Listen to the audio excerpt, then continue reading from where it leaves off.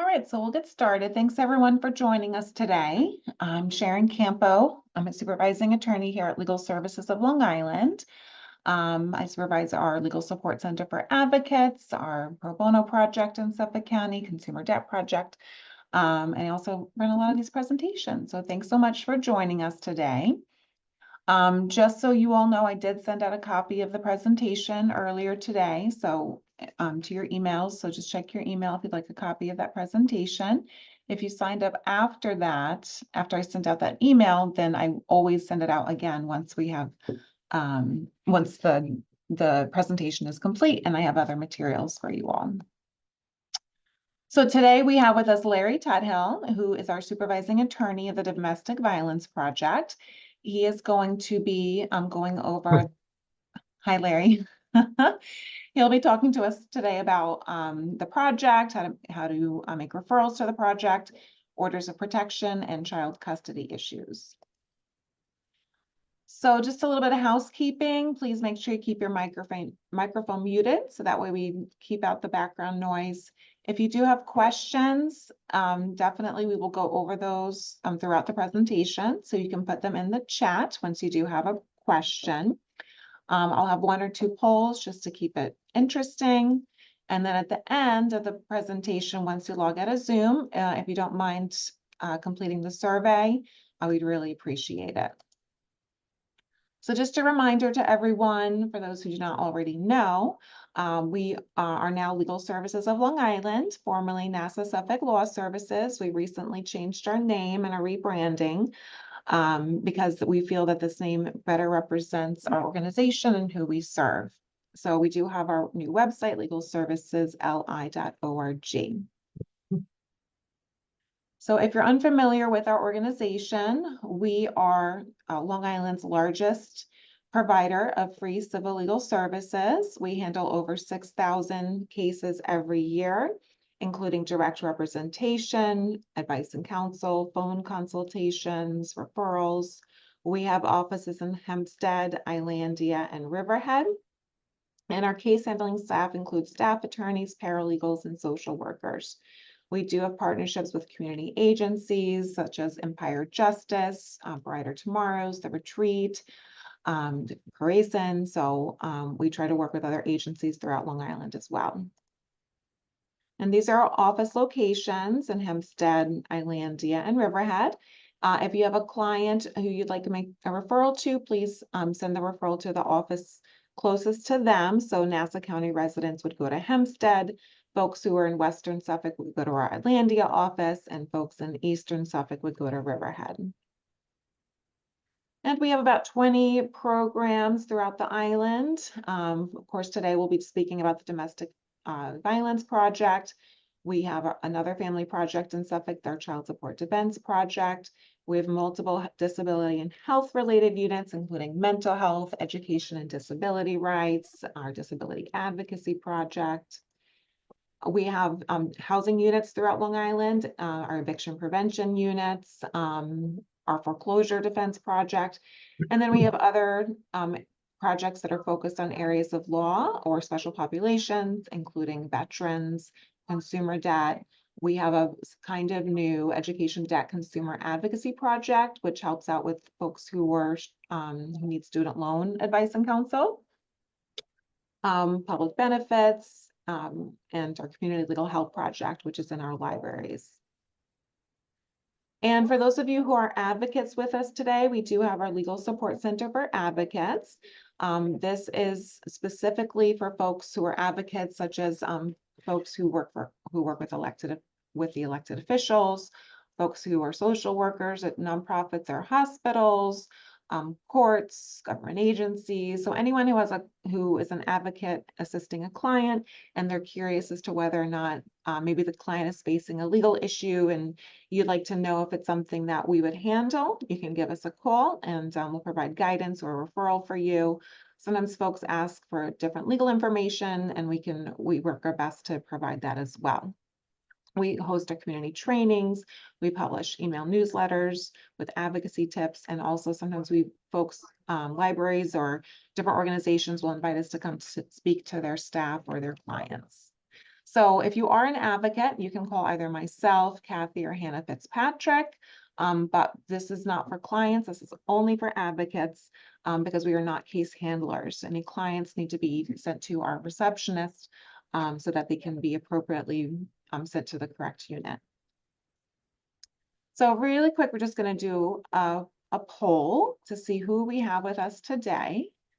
So let me just grab that. So the first is, what type of advocate are you?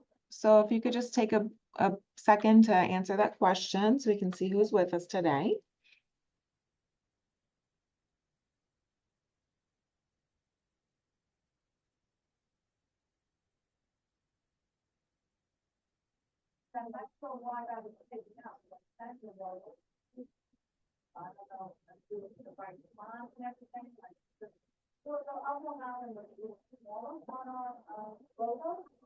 Okay, a few more seconds.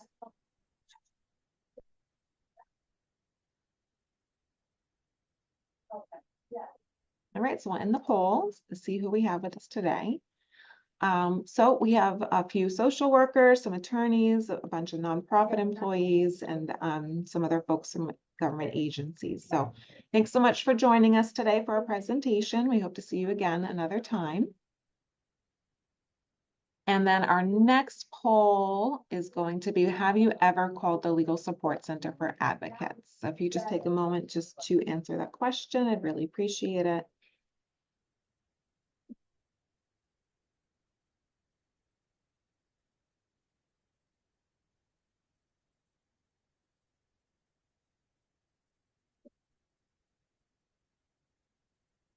Okay, a few more seconds.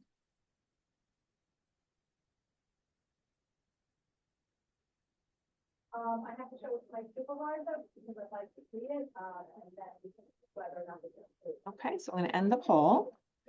So about half of you are familiar with us or very familiar with the Legal Support Center for Advocates. So welcome back.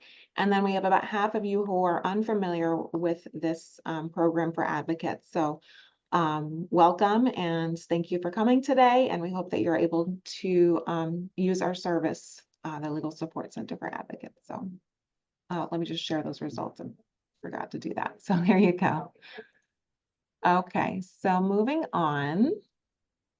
Please check out our website, legalservicesli.org. We have lots of self-help resources on there. You can find about our upcoming trainings, other events that we have. We have links to all of our past presentations as well.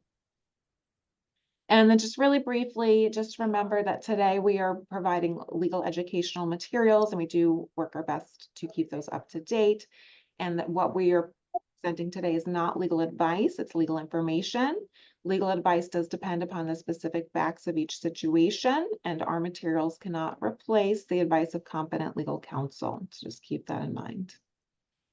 And with that, I'm going to pass it off to Larry. So thanks so much. We're going to do the first with the domestic violence basics. Thank you. Thank you, Sharon, and good afternoon, everybody. Happy Eve of Halloween. As you may know, this is also a domestic violence month in October. And so I appreciate the time to talk to people about domestic violence here at Legal Services of Long Island. I just want everyone to be aware that with regard to referrals to our agency, we only take them from domestic violence agencies.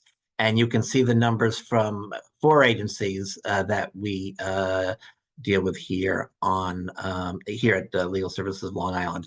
And the top 2, Retreat and Brighter Tomorrows, are who we are contracted with. So those are always given priority, dealing with Retreat and Brighter Tomorrows. They represent all of Suffolk County here. They have advocates who go into court in both Riverhead Family Court and Central Islip Family Court. The domestic violence unit here at Legal Services of Long Island comprises of myself, 2 other attorneys, Stephanie Deemer and Kayla Shunk, and our paralegal, Diana Roldan. And so we represent victims of domestic violence in family court with regard to orders of protection, with regard to custody, with regard to support matters, and other matters in family court. we do not do divorces. Those are done in Supreme Court here in Suffolk County, and we do not have the staff to handle divorces. So the only thing that we handle are matters in family court here in Suffolk County. We do not go to Nassau County. We are restricted here in Suffolk County. And as some of you might know, the Safe Center in Nassau County, they not only have a shelter, they have attorneys, and they have advocates and counselors, and the Safe Center has their own attorneys in Nassau County. And so that's who you should be referring people to in Nassau County. And here you have the numbers for the domestic violence agencies here in Suffolk County. And like I said, we don't take referrals directly, or calling the switchboard, as Sharon mentioned, that all the other units do. We are one of the few units who only take referrals from the DV agencies. And as I said, it's from Retreat and Brighter Tomorrows. And so what we do initially is we assist people getting orders of protection. And you can see on the next slide, you'll see that there are two kinds of orders of protections: a refrain from order protection and a stay away. Clients, generally with advocates, go into the courthouse writing out a petition and stating what the abuse has been, and requesting an order of protection. And the judges generally give either one or two orders of protection. If they give one, and generally they do. And a stay away, of course, is an order of protection that you must stay away from the abuser. And if the abuse is particularly dangerous to the victim, they will give a stay away order of protection, kicking the abuser out of the house during an ex parte communication. So they will be kicked out of the house, and that'll be done by the sheriffs. They could also limit communication. And if the judge or even the victim himself might not request a stay away order of protection, they have what they call refrain from orders of protection. And this is essentially meaning that they cannot commit a crime against the victim. They cannot harass, they cannot commit any crime, and there's a list of enumerated crimes in the order of protection. And the reason that's important to the clients is because if they have an order of protection, Suffolk County does have a pro-arrest policy. By merely calling the police and alleging that the order of protection has been violated, there will be an arrest.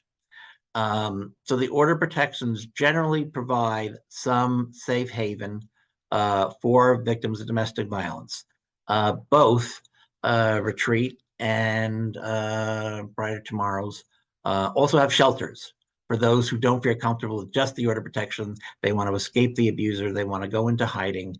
And obviously, orders of protection can be gotten from for those people in a domestic violence shelter. And I'm sorry, I should have said this from the beginning, and I'll say it right now. If you have questions, you can put them in the chat, because I'll take questions as we go along here this afternoon.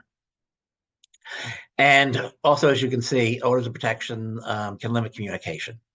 And there are sometimes carve-outs with regard to that, particularly if the parties have children, because it is helpful to discuss issues with the children, and also there might be visitation, and so there has to be the ability to determine when visitation is, or if someone's going to be late for a court-ordered visitation and such. So those are the two main orders of protections that a victim of domestic violence will seek when they go for their order of protection in family court. And now going on to the next slide, there are also two different orders of protection, one family court and one in criminal court. Here at Legal Services of Long Island, we only represent victims in family court. And family court means there must be some sort of family relationship, or an intimate relationship, or related by blood.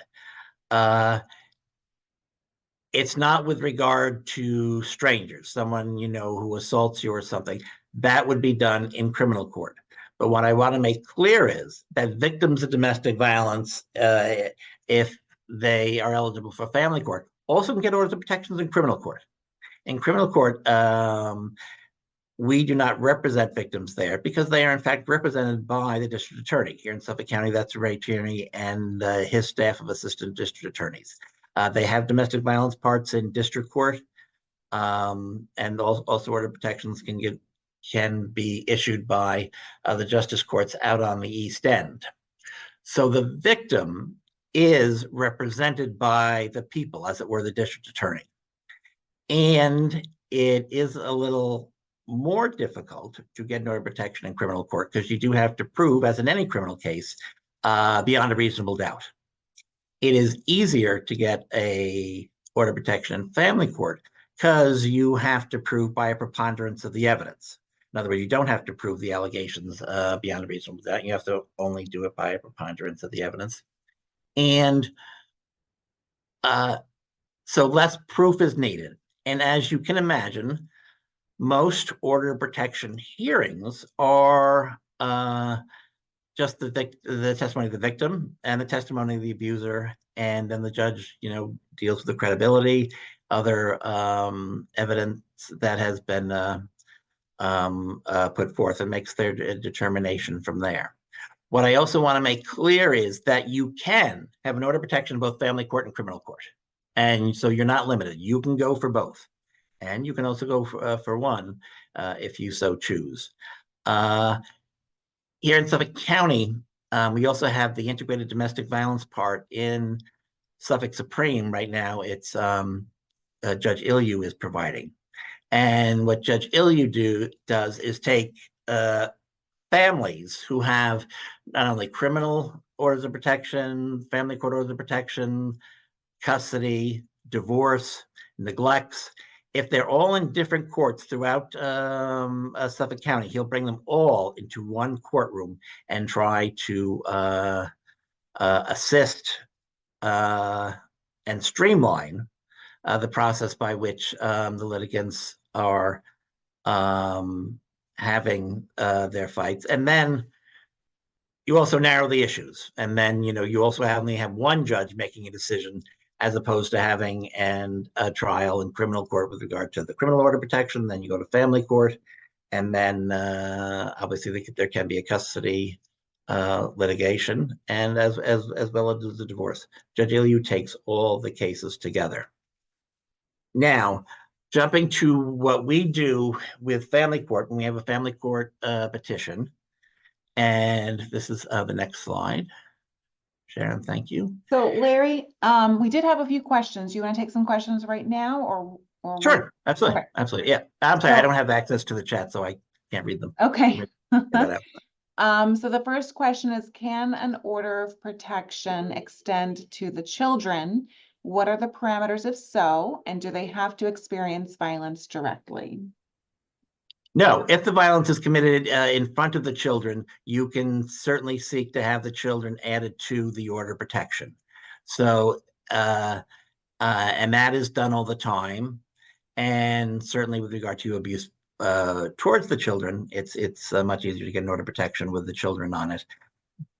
But if the domestic violence happens and the children are there in the room or even in the vicinity, I've seen it, the judges will add the children to the order of protection.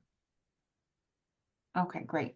So the next question is, and this is also related to children, in regards to the limitations of communications with children being involved, having a full stay away, how would one properly go about discussing or scheduling visitation with the parent that has residential custody? We'll be getting to that later on in the presentation here today, because what we're discussing right now is order of protections. And in the order of protections, it will say subject to subsequent family court order. So when particularly the abuser goes and seeks custody, then there will be discussions of not only when the visitation should occur, if it should occur at all, if there should be communication. And many times what the judges do is they allow communication by text, and it specifically says, and only with regard to the children. In other words, there can't be a harassment or constant texting, which can obviously rise to the level of a crime. So the level of communication and what type of communication would generally be in the custody order. And the order of protection itself would just say, or I'm sorry, it could say limit to just texts between the parties with regard to the children. And of course, in some cases, there's no communication at all because the abuser can be incredibly abusive even through texts and other situations. So a lot of times that determinations are done in the custody proceeding, but there are allowances for communication in the order of protection. Okay, great. And the next question, and that should be it for right now. Are there any circumstances where the order of protection can be longer than 5 years? Generally not 5 years. I mean, 5 years is most extreme. Generally, they're for a year. They can easily be for 2 years. And yes, I have seen them for 5 years. In neglect proceedings, they have gone till the child turns 18. But that's where, in a neglect proceeding, that's where the abuser have been accused of literally neglecting and or abusing the children. The abuser can also go to extend the order of protection when it expires, and it's obviously a lot easier to get an extension of an order of protection if there has been a violation in the interim. But I have not seen an order of protection that goes beyond 5 years, except with regard to a neglect proceeding. And I'm sorry, when I say, and I'm sorry, the other exception, of course, is criminal. Again, they will do it for, to the age that the children is 18 years old, and I've seen them longer in criminal court. Okay, great. Thanks. That's it for now. And like I said, we get our referrals from the domestic violence agencies, primarily Retreat and Brighter Tomorrows. And the advocates assist the victim of filling out a petition. And they fill out the petition, and it can be done in family court or it can be done at their offices. And they can keep their address confidential. They need to tell the court what happened, because you have to allege a family offense. In other words, a crime has happened to you. There has to be a reason, and it generally has to be sometime recently. You can't go in an order of protection and say he beat me up a year ago, and so now I want an order of protection, because there must be some sort of urgency as to why it happened. And so what you put in the petition is you detail the incidences that had happened, describing the most recent, describing the worst. And then you tell the judge what you want. You inform the judge whether you want to stay away order protection and whether you want to refrain from order protection. And that family offense petition is submitted to the court. And then the victim sees a judge or court attorney referee the day they submit it, and they have you have an ex parte proceeding with the judge. And at that ex parte proceeding, the judge decides whether they will issue an order of protection. And if they do, be it a refrain from or stay away order of protection, they will issue it right then and there. They will then give the victim a court date to come back. They will give the order of protection and a summons to be served on the abuser to come back on a certain court date.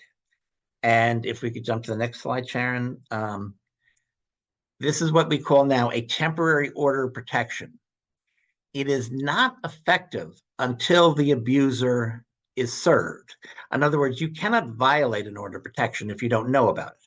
So they have to be served the order of protection, and they have to be given an opportunity to come to court and either agree to the order of protection or challenge it and say they don't want the order of protection. And so this is where Legal Services of Long Island comes in, because the referral then comes to us from the Domestic Violence Agency, and we will go with the victim to the next court date. And this is where there's a conference where the abuser should show up once they've been served with the summons. And we will be there with our client. And that'll be and that also will be for a judge or a court attorney referee, and not always the one that issued the ex parte order protection, but they will be given the opportunity to contest the order protection. The judge will give the abuser the opportunity to adjourn for an attorney, to get an attorney. If they cannot afford an attorney and they're economically eligible, they can get one from legal aid. And it's at this point in the conference, there's discussion with regard to the respondent consenting to the order protection or determining whether they want a trial. Respondents are allowed to consent to the order protection without an admission of guilt. And many times that is done at the first conference.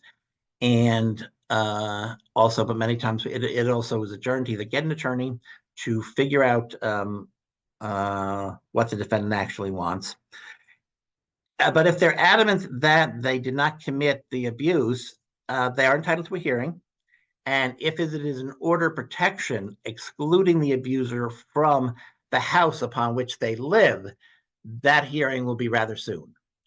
And so obviously we would represent the victim at the hearing.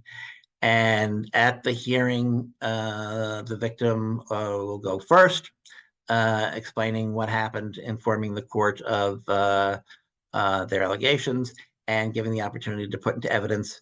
And then the respondent will also have the opportunity to inform the judge of what their position is, and the judge will then make a decision as to whether an order of protection should be made permanent, whether there should be alterations to the order of protection, and also if a matter was not proven by preponderance of the evidence, the judge can also vacate the temporary order of protection.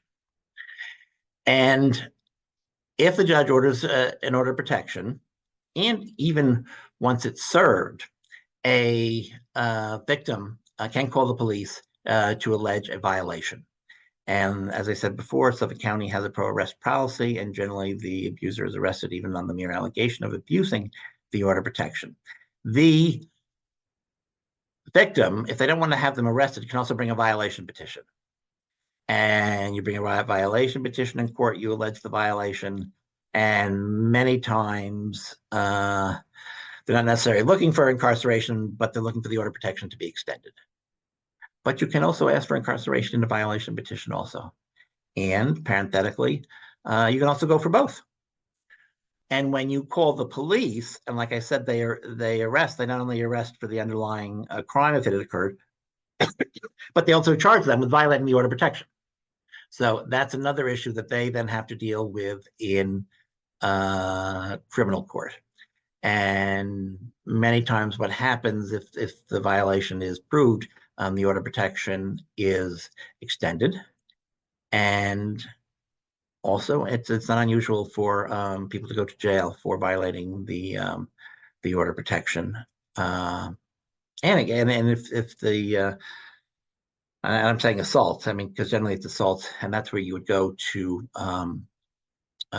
jail even on the initial abuse. Okay, so now I'd like to jump to the next. And so here we're now going to discuss custody.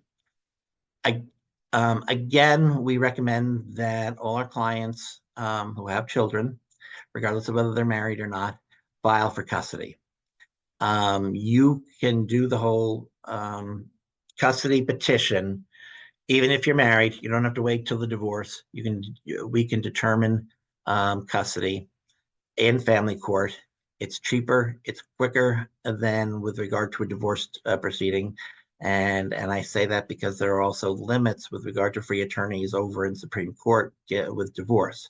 So we always encourage our clients to file for custody in family court. And as you can see here, there are two basic custody definitions that clients can be seeking. We always suggest that they seek sole custody. And sole custody is with regard to the decision making of raising the children. And that's with regard to medical, religion, education. Just because you have sole custody doesn't mean you determine what the visitation is. Just because you have sole custody doesn't mean you can pick up and relocate to Florida or go somewhere else. It's just with regard to decision making. And there are clients who do get along to some degree with the other partner, and you can have what we call joint legal custody.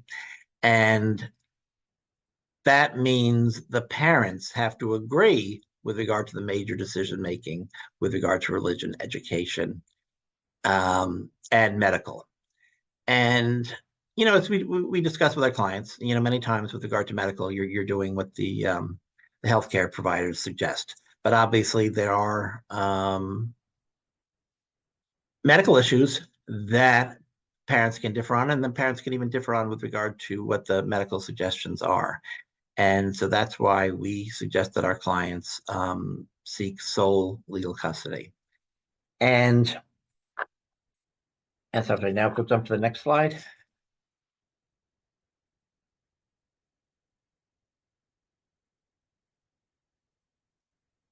There's also residential custody, and that's where the child lives.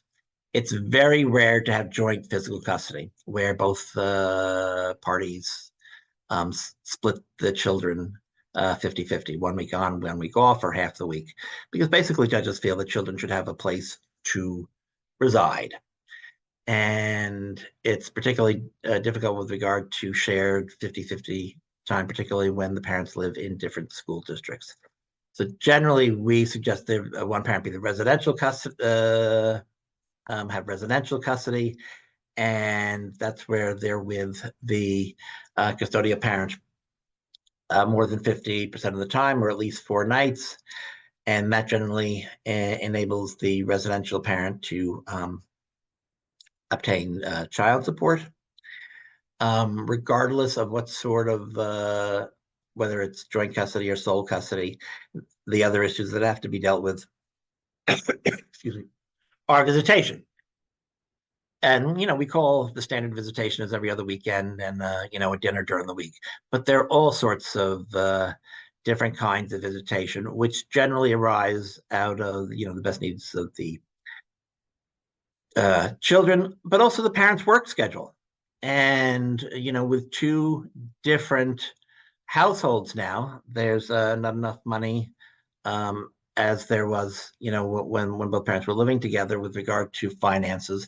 So it does help if they can, share with childcare issues where one of them has the children when the other one is working. And now if we'll jump to custody decision making. The same process that we went through with regard to petitions for orders of protection is what we also do with regard to custody. We always recommend that the abuser file for custody. They ask for sole custody, and then the respondent is served, and then we have a conference. And as this is a little more complicated, there's usually more than one conference. And again, the respondent entitles to an attorney. Generally, the children are also appointed an attorney if it doesn't look like there's going to be a quick resolution. And there we try to come up with an agreement between the other parties. And if we can't, then again, we have a trial. The judge decides. And the law is for the judge that they have to decide in the best interest of the child. And of course, that's very easy to say, best interest of the child. But with every family, there are different factors, there are different things that a judge would have to consider in determining at trial who should have custody. And these are some of the factors that the court looks to. The financial status of the parents. who they give custody to, they want to make sure that that parent can adequately provide for the children. There's the quality of the home environment. Who else do they live with? Other people in the household. Do the children have adequate bedrooms? And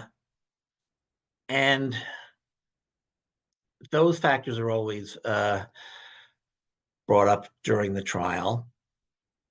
And at the end of the trial, the judge can and usually does have an interview with the child.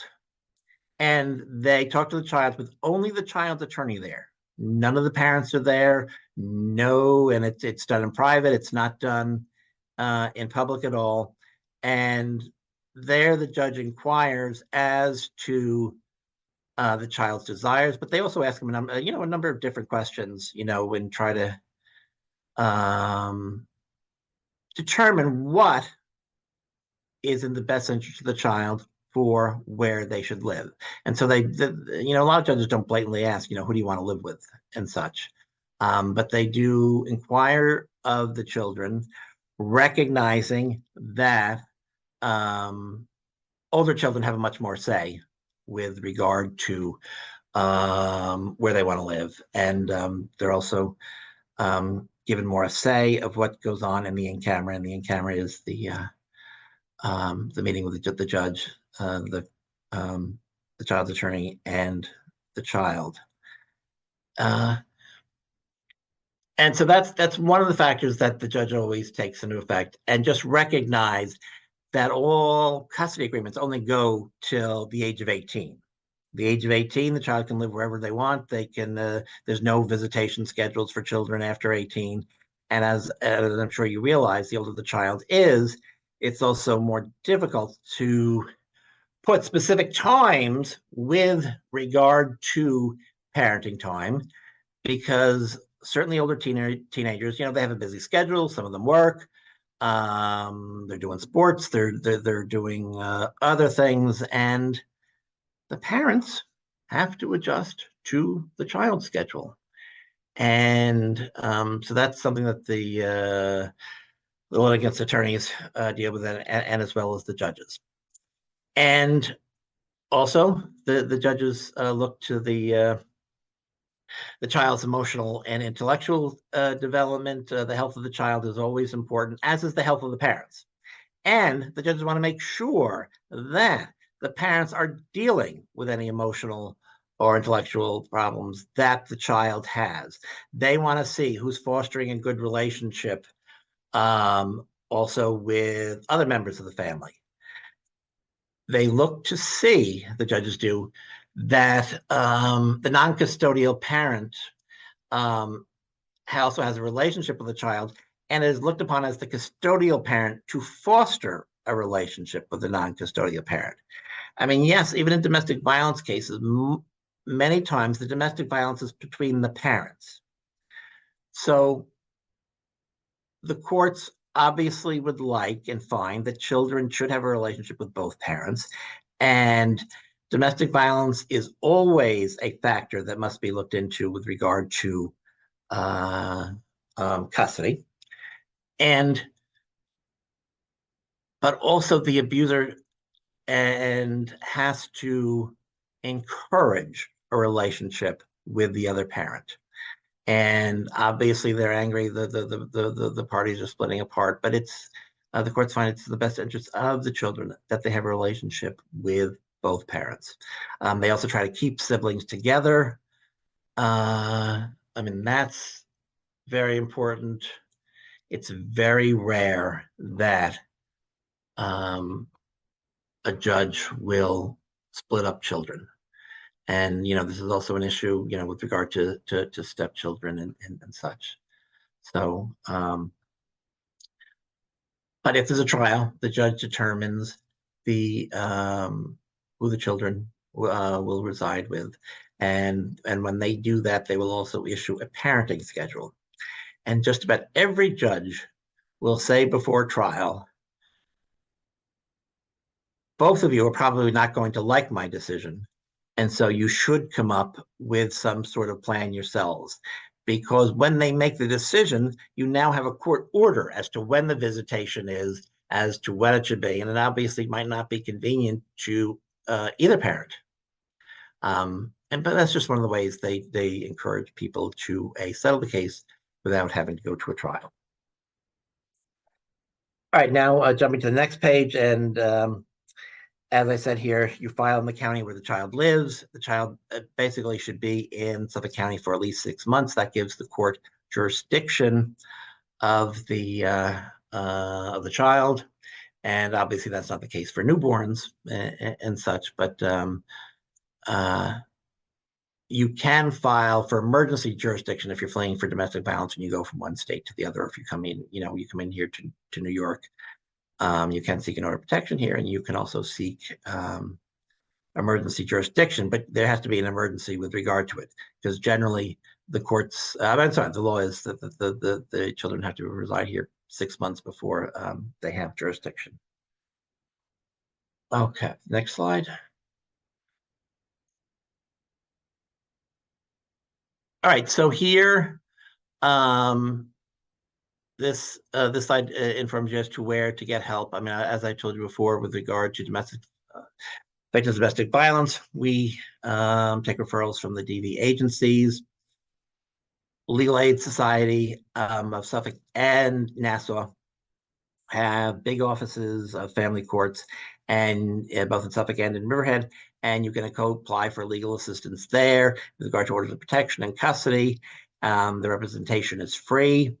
If there is a conflict, in other words, a conflict meaning somebody in your family or the other side has been represented by a legal aid society, then what they call an 18B attorney is appointed. That's somebody who's a private practitioner, but they take cases appointed by the court. And again, that's free. But again, you have to be economically eligible for that. And there is an 18B panel, of which the members of the bar have to take certain courses before they're on that panel. And you could be appointed an attorney from either legal aid and or the 18B panel. And we have also provided a hotline for consultations and a phone number and such. But that is not with Legal Services of Long Island. And as I said before, the decision-making process, we have the conferences.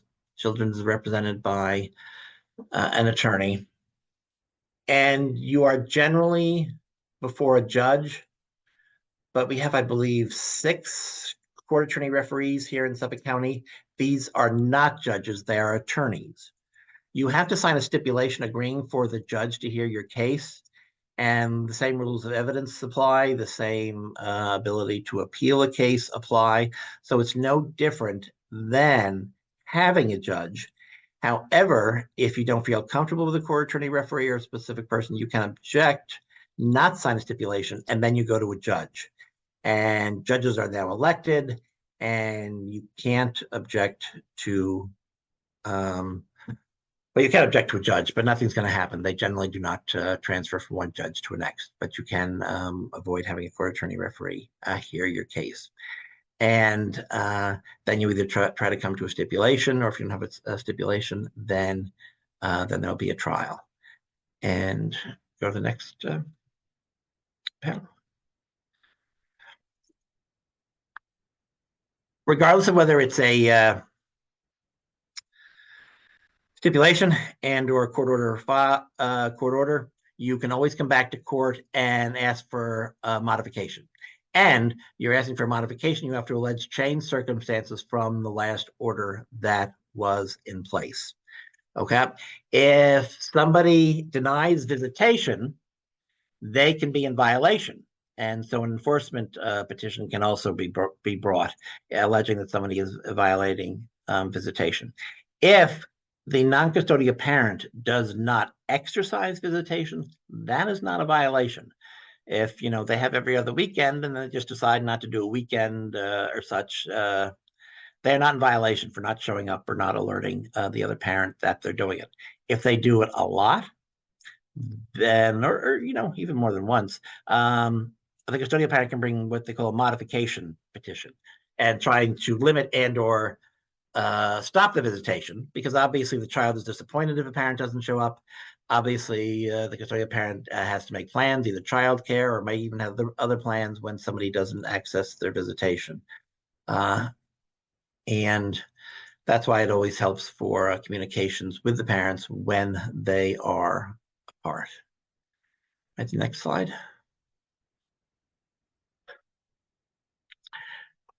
And again, this is just reiterating what I said before. We prefer referrals to go. We prefer you refer victims of domestic violence to Brighter Tomorrows or Retreat. And it does say that the Retreat handles the east end of Long Island, but they also go into Central Islip. And Brighter Tomorrows also comes to Riverhead Family Court. So they're not exclusive, but Retreat is on the east end, and Brighter Tomorrows is more centralized. And but like I said, we also take referrals from the other DV agencies.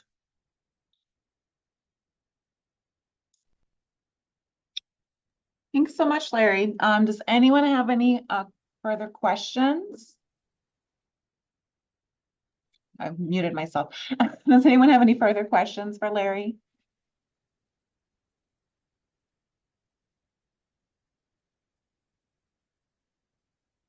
Okay, well, if you do have questions after the presentation, feel free to pass them along to me and I will send them to Larry. But thanks so much for joining us. We do have another presentation coming up in November. It's an education presentation. So they'll be going over education disability rights in school, school refusal, bullying in school. So a lot of different rights in the schools. So if you're interested, feel free to sign up. And then December 6th, we're going to have an emergency housing training. So we'll get the link out soon for that. But thanks so much, everyone, for joining, and have a great day and a happy Halloween.